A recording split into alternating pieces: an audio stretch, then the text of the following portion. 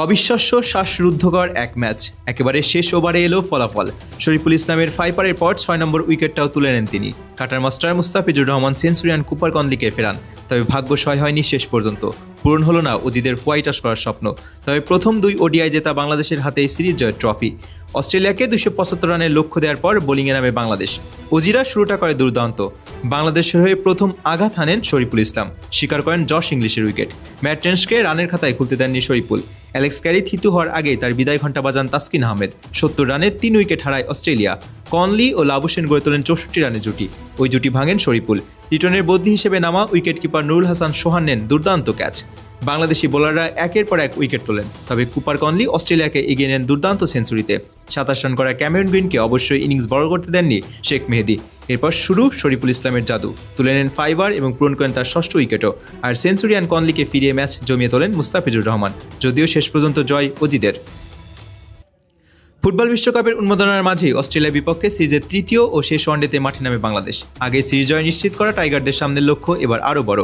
নিয়মিত ওয়ানডে অধিনায়ক মেহেদী হাসান মিরাজ চোটের কারণে মাঠের বাইরে। নেতৃত্বের ভার দাঁড়ায় নাজমুল হোসেন শান্তর কাঁধে। টস জিতে আগে ব্যাটিংয়ের সিদ্ধান্ত নেন ভারপ্রাপ্ত অধিনায়ক শান্ত।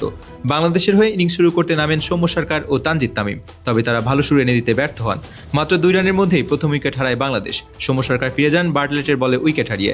4 বলে উইকেটের টিকে থেকে মাত্র 2 রান করতে পারেন এই ওপেনার।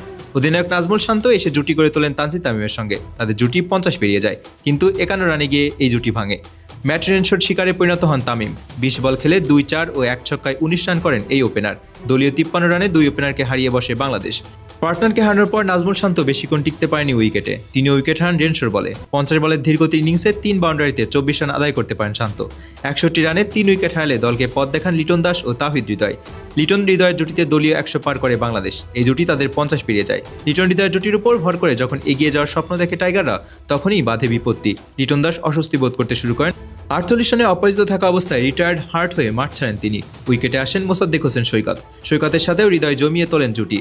দলীয় 200 রানে গন্ডি পেরিয়ে দ্রুত এগিয়ে যায় টাইগাররা। সৈকত হৃদয় 2 প্রান্ত থেকে রান তুলতে থাকেন। একের পর এক মাইল ফলক স্পর্শ করেন তারা। ফলে বাংলাদেশের রান বাড়তে থাকে। হৃদয়ের পর শেখ মেহেদী আউট হলে আবারও ব্যাটিংয়ে ফেরেন লিটন দাস। আদায় করেন 50। শেষ পর্যন্ত অজিদের সামনে লড়াকু পুঁজি দাঁড় করাতে পারে টাইগাররা।